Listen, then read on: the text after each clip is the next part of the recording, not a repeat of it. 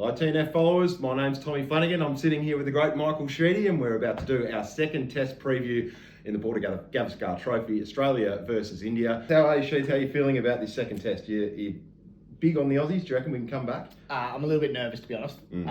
Delhi, it generally should suit the seamers a little bit more, and I think Stark coming back in will be a huge win for us in regards to our bowling, but more importantly for the spinners, just that footwork, the foot marks that he can create.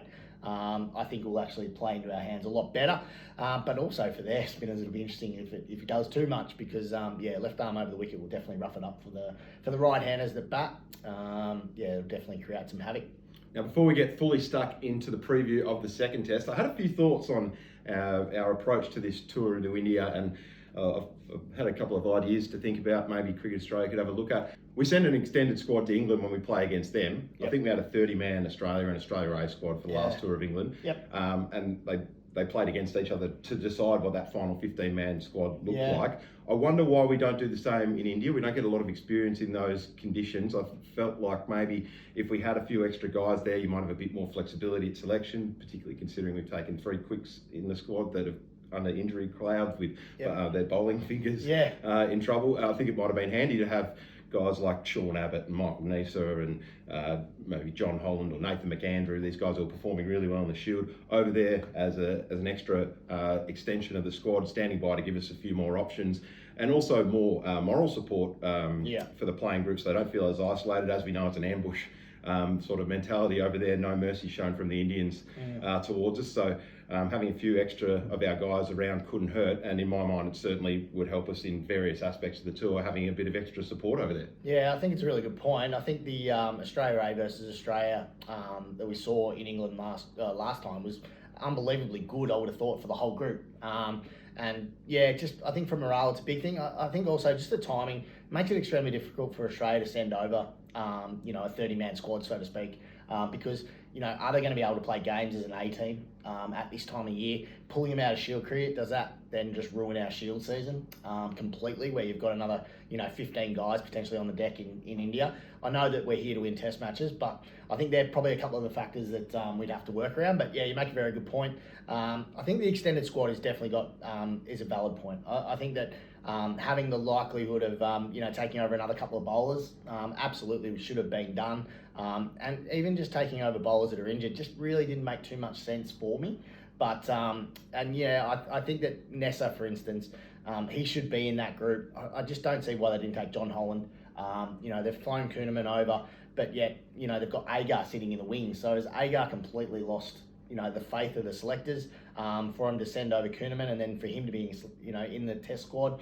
John Holland was he always had his bags packed. He was the next man in always. So I think they've missed a trick there, mate. Yep, and in regard to maybe some batting depth in the lower order, with the likes of Aaron Hardy and Nathan McAndrew, Sean Abbott, you mentioned Michael Neser.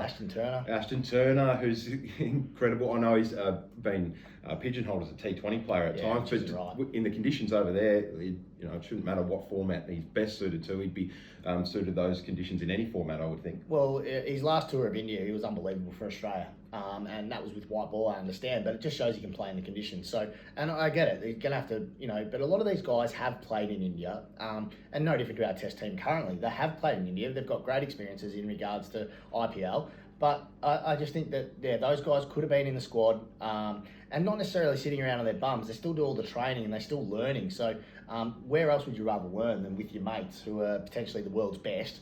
On other conditions, and they're still learning, I think, in these conditions. So, I think that you made another valid point there.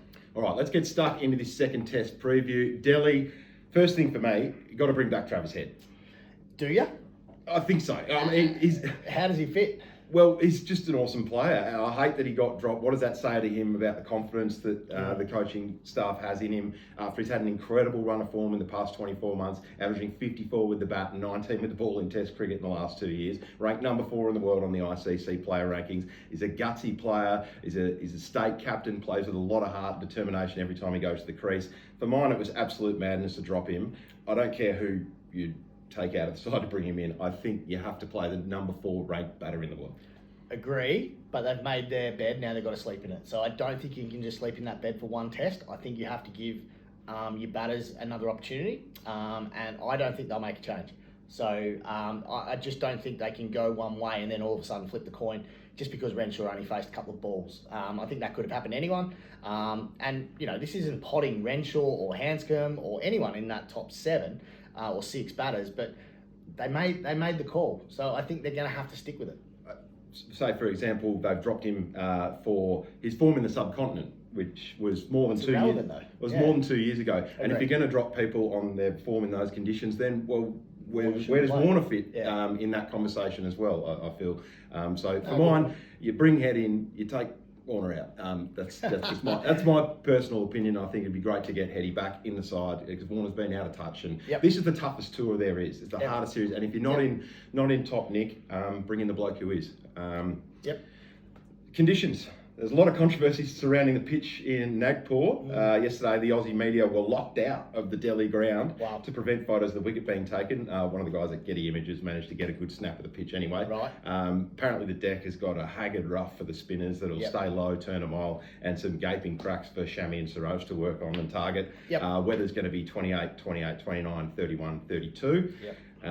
It is very, very warm in Delhi. On our last trip there, it was extremely hot, so much more hotter than anywhere in the south. And it's a different kind of heat. It's really sapping. So, you mentioned the wicket.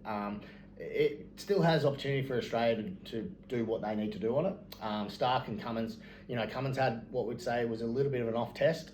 Very rare, given that he's only, this is really the only time we've ever spoken about him having an off test. So, we give him a pass.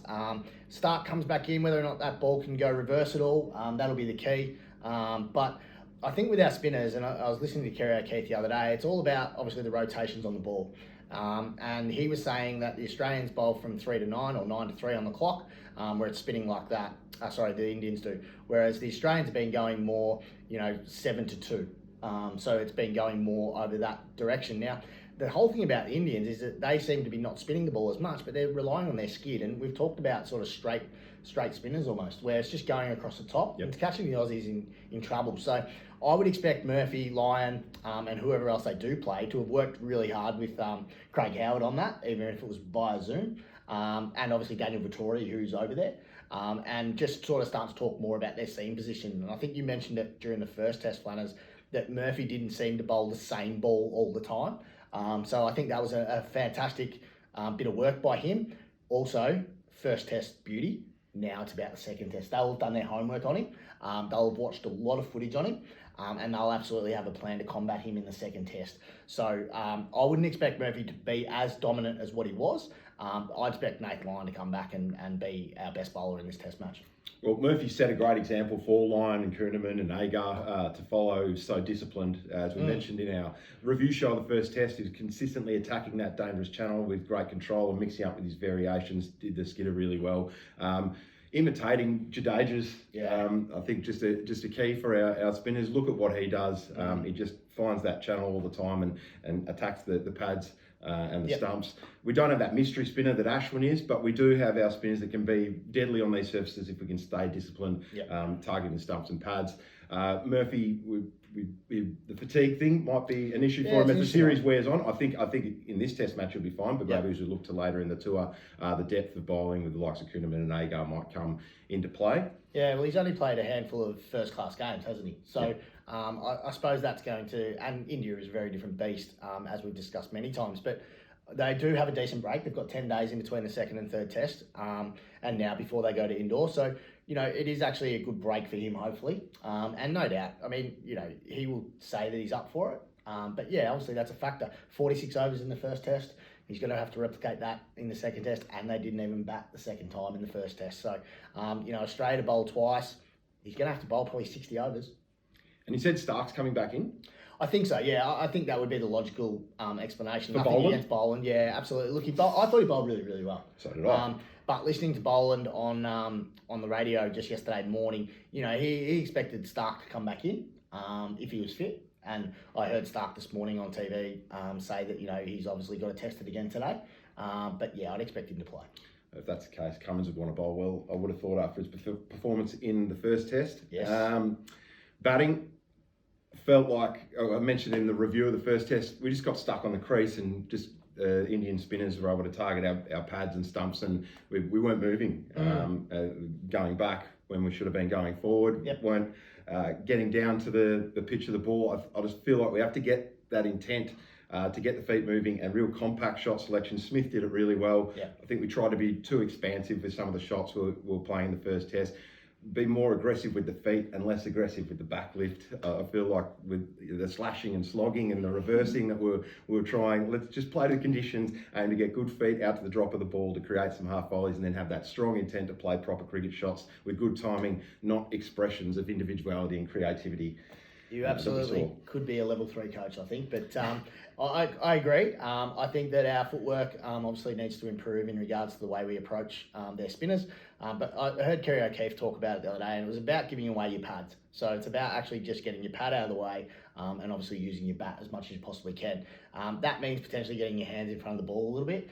It also means you've got to get rid of these in-close batters, in-close fielders, to which Kerry did really, really well. Yet Kerry also swept. And that brought in modes of dismissal that potentially the other batters didn't. Smith and Labuschagne didn't sweep, so no surprises. They were the ones who lasted the longest out there. So for me, it's largely about giving away your pads, using your bat as much as you possibly can, having some intent. You and I were rolling back through VVS Laxman and Raul Dravid's innings in that amazing test. Just the way they actually approached our spin was they came down to the ball, they went back to the ball when it was off the tram tracks. So I would expect the Aussies to have a slightly different approach to it. And I'd expect Warner to be a lot more aggressive. I'd expect Uzi to use his feet a lot better. I think he's a very good dancer. Yep. And we've all seen that in his celebrations. He's a very good dancer. But in all seriousness, he loves playing in these conditions. So I'd expect Khawaja to bat particularly well on the Delhi surface. And then, look, I thought Hanscom will be okay. I think he suits the conditions. I don't like it when he gets both feet back behind the crease. That is my main concern with all batters against spin on the subcontinent. But I think they'll have worked extremely hard in regards to getting their bat out in front of their pad and giving away their pad as much as possible. We're just touching on the way that Laxman played in 2001. You got Warne bowling around the wicket into the rough, and Laxman's got the confidence to use the feet to come at him and then hit inside out along the ground through cover. Yep. That sort of confidence to go and use your feet and get on top of the ball, punch it along the carpet into gaps, build partnerships and just stay at it for hours and hours. We just didn't seem to have that mindset in the first game. I think the left arm spin of Aksar and Jadeja actually suits our left-handers from a sense that if they do actually look through their left eye, and when I say that, actually looking down the wicket, they know where their off stump is. I just think they have to try and work out where their off stump is a little bit better. And that means if they need to come down the wicket to do so, then do it. Like actually work through that area. So yeah, I'd be trying to get rid of those short legs and silly points as quickly as I could, and then look to use my feet as much as possible, but also getting deep on the crease if they go off the tram tracks, like I mentioned. So who needs to fire for Australia? I felt like there was a couple of guys who were down on their usual output in that first test. Of course, when we lost in the fashion that we did, that there was going to be a few of those, namely Cummins. Captaincy, is that too much to burden in the conditions that we've got? He needs to get back to focusing on bowling, I feel, because he didn't bowl particularly well in his first spell, and it gave the Indians a bit of a head start. Rohit Sharma got away and made the 100. So whether he's thinking about too many other things, and then when he gets the ball in his hand, it's not thinking about bowling as much as he had in the past before he was captain, is a question. But he's an interesting one to look at. Yeah, I sort of said before, I think he's just giving him a pass. I didn't think he captained too badly. I thought he chopped and changed his bowlers pretty well. And I think in those conditions, we did miss a trick potentially with the left arm ortho for me. I just think the Indian conditions probably need that. And I think with Murphy and Lyon going the same way, I just think that going away from the batters would have been a handy, inclusion. But I think Cummins, it's not too much to burden. I think he's an ultimate pro. They'll know what they're doing. But for me, Warner. I mean, Warner is the man with Lyon. They're the two really that I think can obviously change the way the series is going. And they can change it quite quickly. We know how Warner can score. If he can face 80 to 100 balls, he's going to be 60 to 80 runs. Okay, so we've just got to get him into the game, and I feel he will be up for the challenge. I don't think it's panic stations at this point in time. I am nervous for them both, Warner and Lyon, because you know, I don't want it to be the end for Warner, personally, but, you know, is it coming nearer? Maybe. You know, that's the obvious question. And will he make the Ashes? I forget the Ashes. I just worry about if he's going to make the third test at this stage.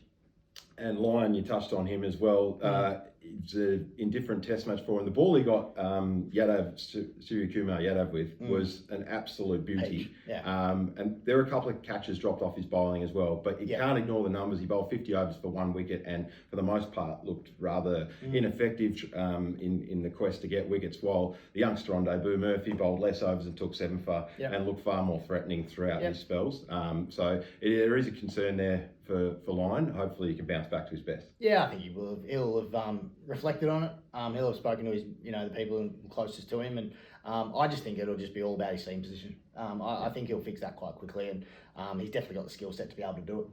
Big threats for India. Virat, Pujara and Sky all failed with the bat. Nagpur, they won't want to miss out again. And they won't. It's just fact. Kohli very rarely will miss out, you know, 2 tests in a row. You know, he's a world-class player, as we know. There's not much better than him in his own home conditions. I feel that Pujara, you sort of take and leave it. But I do feel Sky, he's something else. It's an exciting time when you're looking forward to a test match with such depth of player that they have. And I mean, Rohit Sharma hadn't made really that many runs. He hadn't played much test cricket, to be honest. Played him into form. We played him into form, and you know, it was exciting to watch. He led from the front, and I think he'll be aiming to do that again, no doubt. But Virat for me for this test. And who will win? Who do you reckon? Who's your prediction? I'd love to say Australia. I'm leaning towards India at this point. Yeah, absolutely. I think it comes down to the toss of the coin. I mean, you can go from a $4 outsider to a $10 outsider if you lose the toss and happen to be bowling first, as the Aussies are facing at the moment. But you know what? If they bat first, they make 400. You know, if Australia had made 400 in the first test and bowled India out 400, then you'd absolutely say that's a pass mark. Like you'd say that they're absolutely in the game and they've done their dues. But the fact was they got rolled for under 200, and that just kills the whole game because all the momentum was gone. India batted that night and took us around the park, apart from Murphy getting a wicket in the last over of the day, or second last over of the day. So, yeah, I feel that if Australia are going to win, they have to make inroads early if they do happen to lose the toss.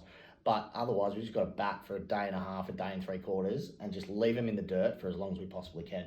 But for me, India at home, going to be super hard. And the Aussies are going to have to defy the record at this ground. The last Australian Test team to win in Delhi was captained by the late great Richie Benaud. Wow. So it's a while ago. But if Australia can get it right at the selection table and apply their minds to get stuck into the contest a little bit better than they did in Nagpur, I reckon we'll give it a real shake. Absolutely, Flanas, and that's all we can hope as Australians who are looking forward to another Test in India and some late nights watching it. Yep, looking forward to it. It all kicks off tomorrow at 3 p.m. Australian Eastern Standard Time. The second test between Australia and India in the Border-Gavaskar Trophy. That's all we got time for here on the Last Session Preview. That's Michael Sheedy. I'm Tommy Flanagan. We'll see you next time.